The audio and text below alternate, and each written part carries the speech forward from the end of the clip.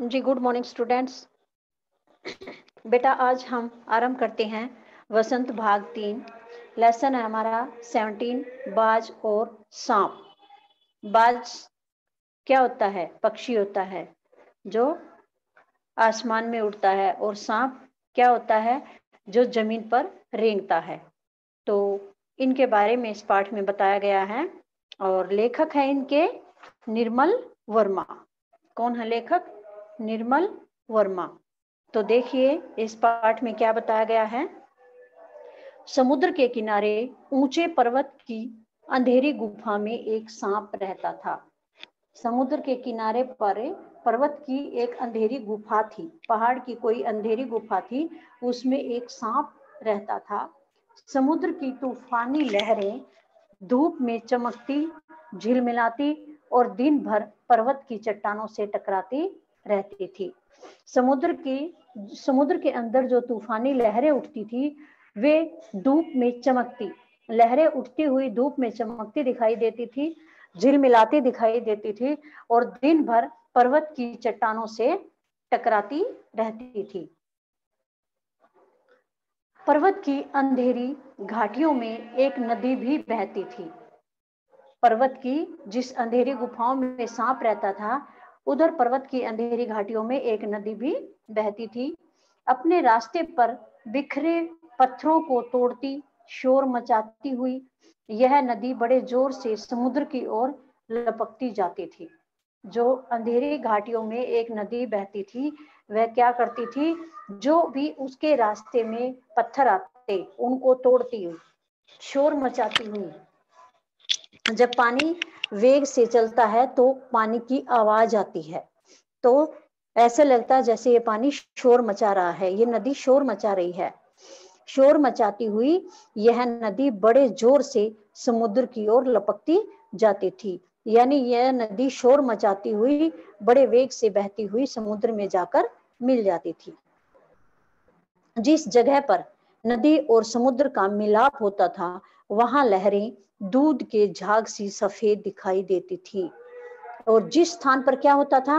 नदी और समुद्र का मेल मिलाप होता था, जिस जगह पर नदी और समुद्र का मेल मिलाप होता था, वहां पर लहरें कैसी दिखाई देती थी? क्योंकि पानी बड़े वेग से होता था और समुद्र में मिलता था एकदम से, तो ऐसा लगता था जैसे ये दूध के झाग दिखाई दे रहे हो।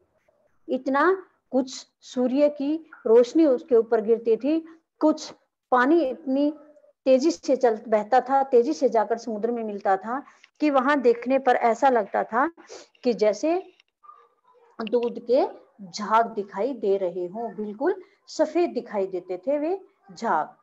अपनी गुफा में बैठा हुआ सांप सब कुछ देखा करता। लहरों का गर्जन, आकाश में छिपती हुई पहाड़ियां, टेढ़ी मेढ़ी बल खाती हुई नदी की गुस्से से भरी आवाजें। जो गुफा में सांप बैठा रहता था, वह सब चीजों को देखता था। कौन कौन सी चीजों को?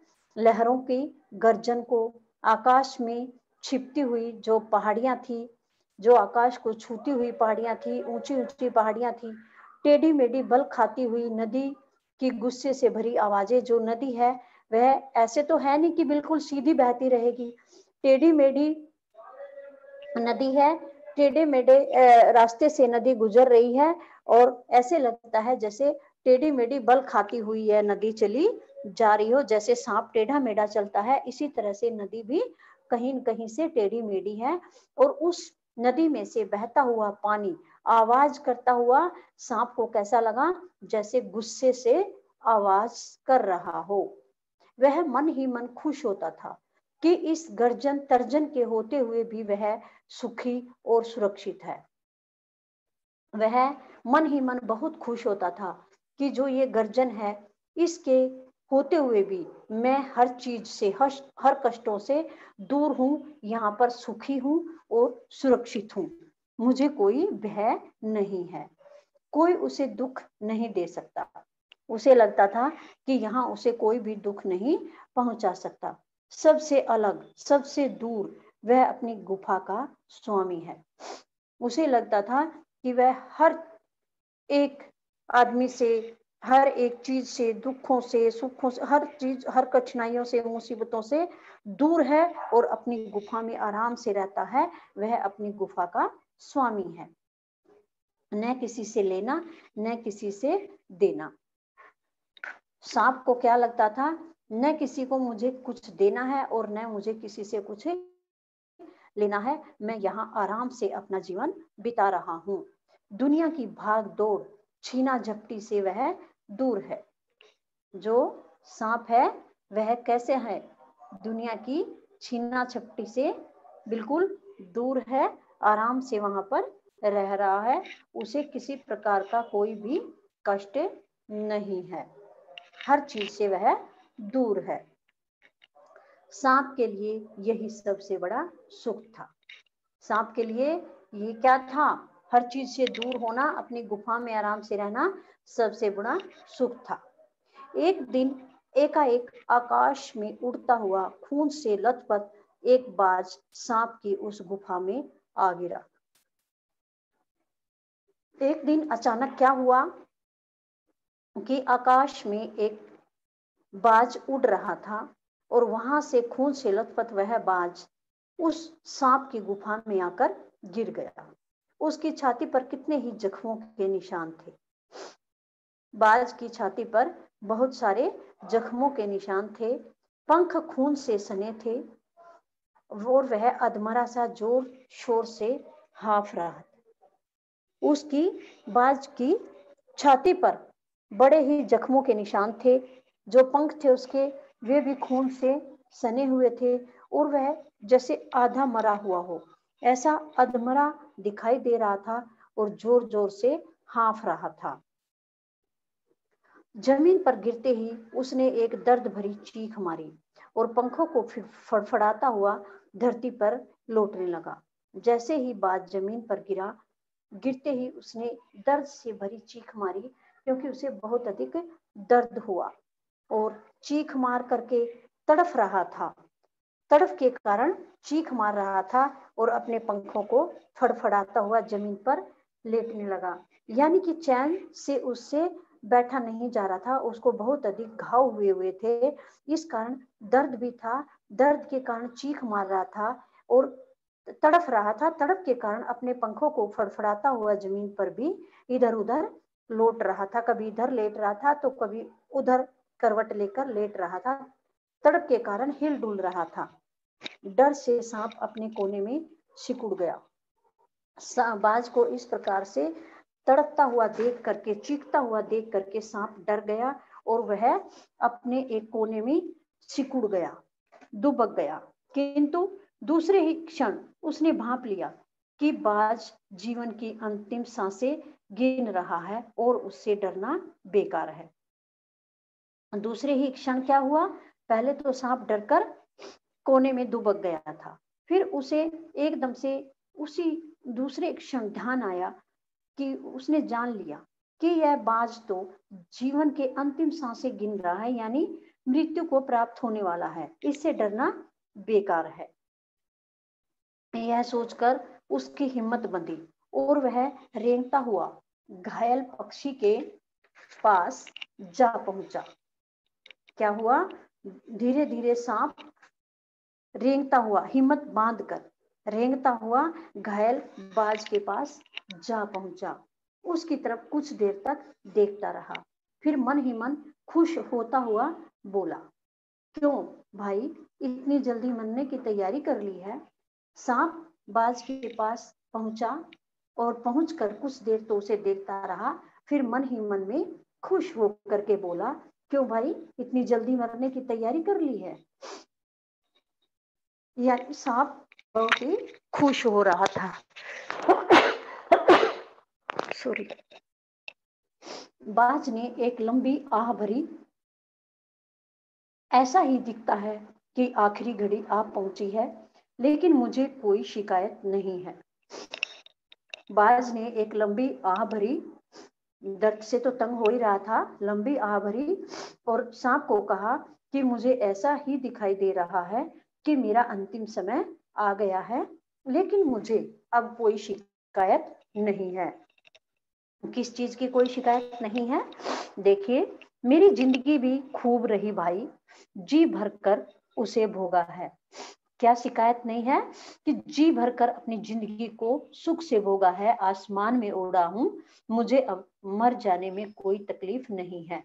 जब तक शरीर में ताकत रही, कोई सुख ऐसा नहीं बचा जिसे न भोगा हो।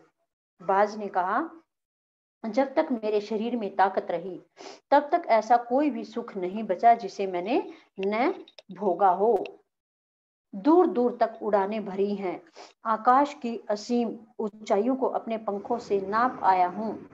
तुम्हारा बड़ा दुर्भाग्य है कि तुम जिंदगी भर आकाश में उड़ने का आनंद कभी नहीं उठा पाओगे। बाज ने कहा, मैंने दूर दूर तक उड़ाने भरी हैं, आकाश की भी बहुत ऊंची से ऊंची ऊंचाइयों को अपने पंखों से नापा है। यह तो तुम्हारा ही सबसे बड़ा दुर्भाग्य है कि तुम जिंदगी भर आकाश में उड़ने का आनंद कभी भी नहीं उठा पाओगे। मैं तो आकाश में सभी जगह घूम आया हूं। सांप बोला, आकाश, आकाश को लेकर क्या मैं चाटूंगा?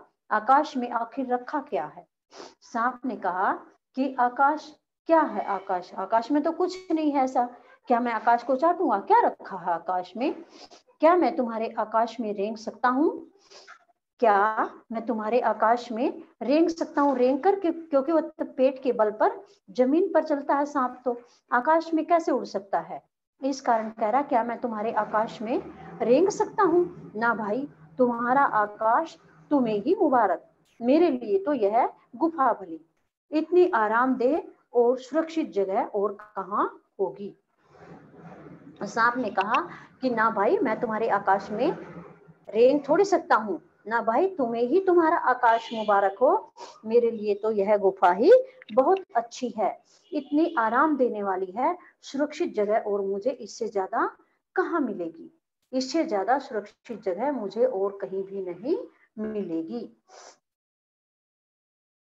बाज मन ही मन सांप मन ही मन बाज की मूर्खता पर हंस रहा था। जो सांप था वह अपने मन ही मन में बाज की मूर्खता पर हंस रहा था कि बाज मूर्ख है जो आकाश में उड़ता है। वह इस प्रकार से उसकी मूर्खता पर हंस रहा था। वह सोचने लगा कि आखिर उड़ने और रेंगने के बीच भारी कौन सा अंतर है। बाज जो है, सांप जो है, बाज की मूर्खता पर तो हंस ही रहा था और सोचने लगा कि उड़ने में और रेंगने में क्या फर्क है? कोई बड़ा भारी अंतर थोड़ी है। अंत में तो सबके भाग्य में मरना ही लिखा है। शरीर मिट्टी का है, मिट्टी में ही मिल जाएगा। सांप क्या सोच रहा है कि उड़ने में और रेंगने में कोई अंतर तो है नहीं ज्यादा, अंत में क्या है, सबके भाग्य में मरना ही है, सभी मरते ही हैं, हमें भी मर ही जाना है। एक दिन ये शरीर जो है मिट्टी में मिल जाएगा, क्योंकि यह शरीर मिट्टी का ही बना हुआ है, और एक दिन मिट्टी में ही यह मिल जाएगा। अचानक बाज ने अपना झुका हुआ सिर उठाया और उसकी दृष्टि सांप की गुफा के चारों ओर घूमने लगी। अचानक जैसे बाज परेशान होकर गिरा पड़ा था, गर्दन जमीन पर थी, तो अपना झुका हुआ सिर ऊपर उठाया और उसने सांप की गुफा को चारों ओर से देखा। गर्दन उठाकर चारों ओर नजर घुमाकर उसकी गुफा को देखा। चट्टानों में पड़ी दरारों से पानी गुफा में टपक रहा था। सीलन और अंधेरे में डूबी गुफा में एक भयानक दुर्गंध फैली हुई थी, मानो कोई चीज वर्षों से पड़ी पड़ी सड़ गई हो। जो सांप था उसकी गुफा को देखा बाज ने, तो वह कैसी दिखाई दे रही थी? चट्टानों में जो दरारें पड़ी हुई थी उनमें से गुफा के अंदर पानी टपक रहा था। सीलन, पानी टपकने के कारण सीलन थी, और अंधेरा तो था ही था उस गुफा के अंदर, और उस गुफा में से बहुत ही दुर्गंध आ रही थी, बुरी गंध आ रही थी, बदबू आ रही थी। ऐसे लग रहा था मानो काफी वर्षों से कोई चीज पड़ी पड़ी यहाँ पर सड़ गई है और उसमें से यह इतनी गंदी बदबू आ रही है। बाज के मुंह से एक बड़ी जोर से करुण चीख फूटी। आह, काश मैं सिर्फ एक बार आकाश में उड़ पाता। बाज के ये जो सांप की गुफा थी, उस गुफा में देखने के बाद बाज के मुंह से बड़ी जोर से एक करुण भरी चीख निकली। कहा, आह काश मैं एक बार फिर से आकाश में उड़ पाता। यानी बाज जो है मरते मरते भी एक बार फिर आकाश में उड़ना चाहता है। बाज की ऐसी करुण चीख सुनकर सांप कुछ सिटपिटा सा गया। बाज ने जब ऐसी करुण चीख मारी कि काश वह एक बार और आकाश में उड़ पाता, इस चीख को सुन करके सांप कुछ अचंभित रह गया, सिटपिटा गया। एक क्षण के लिए उसके मन में उस आकाश के प्रति इच्छा पैदा हो गई, जिसके वियोग में बाज इतना व्याकुल होकर छटपटा रहा था। सांप ने सोचा एक क्षण के लिए कि आकाश में ऐसा क्या है जो बाज आकाश में उड़ने के लिए इतना व्याकुल होकर छटपटा रहा है। तो सांप के मन में भी आकाश के प्रति इच्छा पैदा हुई कि मैं भी ऊपर जाकर आकाश को देखूं कैसा है। उसने बाज से कहा, यदि तुम्हें स्वतंत्रता इतनी प्यारी है तो इस चट्टान के किनारे से ऊपर क्यों नहीं उड़ जाने की कोशिश करते। सांप ने कहा बाज को, यदि तुम्हें स्वतंत्रता, ऊपर उड़ना इतना अच्छा लगता है, इतनी प्यारी है तुम्हें स्वतंत्रता, तो इस चट्टान के किनारे से, इस चट्टान के किनारे धीरे धीरे ऊपर जाकर तुम उड़ जाने की कोशिश क्यों नहीं करते हो सकता है तुम्हारे पैरों में अभी इतनी ताकत बाकी हो कि तुम आकाश में उड़ सको। कोशिश करने में क्या हर्ज है। सांप ने कहा, हो सकता है तुम्हारे पैरों में इतनी ताकत बची हुई हो कि तुम आकाश में उड़ जाओ। कोशिश करने में क्या हर्ज है, यानी तुम आकाश में उड़ने की कोशिश तो करो। बाज में एक नई आशा जग उठी। बाज के अंदर एक नई आशा जाग गई, नई आशा पैदा हो गई। वह दूने उत्साह से अपने घायल शरीर को घसीटता हुआ चट्टान के किनारे तक खींच लाया। खुले आकाश को देखकर उसकी आंखें चमक उठी। उसने एक गहरी लंबी सांस ली और अपने पंख फैलाकर हवा में कूद पड़ा। जब सांप ने उसे कहा बाज को कि उड़ने की कोशिश करो, कोशिश में क्या हर्ज है, तो जैसे बाज के अंदर एक नई आशा जग गई हो। वह दुगने उत्साह से अपने घायल शरीर को घसीटता हुआ चट्टान के किनारे तक खींच लाया और खुले आकाश को देखकर उसकी आंखें चमकने लगी। उसका मन आकाश में उड़ने को हुआ। उसने एक गहरी लंबी सांस ली और अपने पंख फैलाकर हवा में कूद पड़ा। बाज ने उड़ने के लिए एक गहरी और लंबी सांस ली, ताकत इकट्ठी की और अपने पंख फैलाकर हवा में कूद पड़ा। किंतु उसके टूटे पंखों में इतनी शक्ति नहीं थी कि उसके शरीर का बोझ संभाल सके। लेकिन क्या हुआ, उसके पंखों में अब इतनी ताकत नहीं थी। क्यों? क्योंकि उसके पंखों में चोट लगी हुई थी, वह घायल हो चुका था। पंखों में इतनी शक्ति नहीं थी, ताकत नहीं थी कि उसके शरीर का बोझ वह संभाल ले। पत्थर सा उसका शरीर लुढ़कता हुआ नदी में जा गिरा। पत्थर की तरह उसका शरीर, क्योंकि उड़ तो पाया नहीं वह, पत्थर की तरह उसका शरीर हो गया और लुढ़कता हुआ कहां जाकर गिरा, नदी में जाकर गिर गया। एक लहर ने उठकर उसके पंखों पर जमे खून को धो दिया और उसके थके मांदे शरीर को सफेद फेन से ढक दिया। फिर अपनी गोद में समेटकर उसे अपने साथ सागर की ओर ले चली।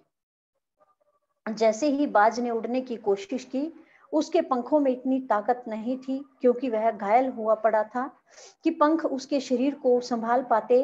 वह निढाल हो गया और एक पत्थर की भांति लुढ़क करके नदी में जा गिरा और एक पानी की लहर आई। उसने बाज के पंखों पर जमे हुए खून को धो दिया और उसका जो शरीर थका मांदा था, उस शरीर को अपने सफेद झाग से ढक लिया और फिर उसे अपनी गोद में समेटकर अपने साथ सागर की ओर ले चली। लहरें चट्टानों पर सिर धुनने लगी, मानो बाज की मृत्यु पर आंसू बहा रही हूं। जो लहरें उठ रही थी, समुद्र की लहरें उठ रही थी, वे चट्टानों से टकरा रही थी और ऐसा लगता था जैसे वे चट्टानों से टकरा करके बाज के लिए रो रही हो, आंसू बहा रही हो कि हाय बाज की मृत्यु हो गई। धीरे धीरे समुद्र के असीम विस्तार में बाज आंखों से ओझल हो गया। धीरे धीरे पानी आगे बढ़ता रहा और समुद्र बहुत ही बड़ा है, उसके समुद्र के विस्तार रूप में बाज आंखों से ओझल हो गया, यानी बाज दिखाई देना बंद हो गया। यानी बाज काफी दूर बह करके चला गया। चट्टान की खोखल में बैठा हुआ सांप बड़ी देर तक बाज की मृत्यु और आकाश के लिए उसके प्रेम के विषय में सोचता रहा। सांप कहाँ बैठा था? सांप कहाँ था? चट्टान की खोखल में था। वहां पर बैठा हुआ सांप बड़ी देर तक बाज की मृत्यु के बारे में सोचता रहा और आकाश के लिए उसके मन में उठे प्रेम के बारे में सोचता रहा कि बाज ने आकाश में उड़ने के लिए अपने प्राणों को बलिदान कर दिया। ऐसा आकाश में क्या रखा है जिससे बाज को इतना प्रेम था? आकाश की असीम शून्यता में क्या ऐसा आकर्षण छिपा है जिसके लिए बाज ने अपने प्राण गंवा दिए? आकाश की असीम शून्यता, आकाश के अंदर ऐसा क्या आकर्षण छिपा हुआ है जिसके लिए बाज ने अपने प्राण गंवा दिए हैं?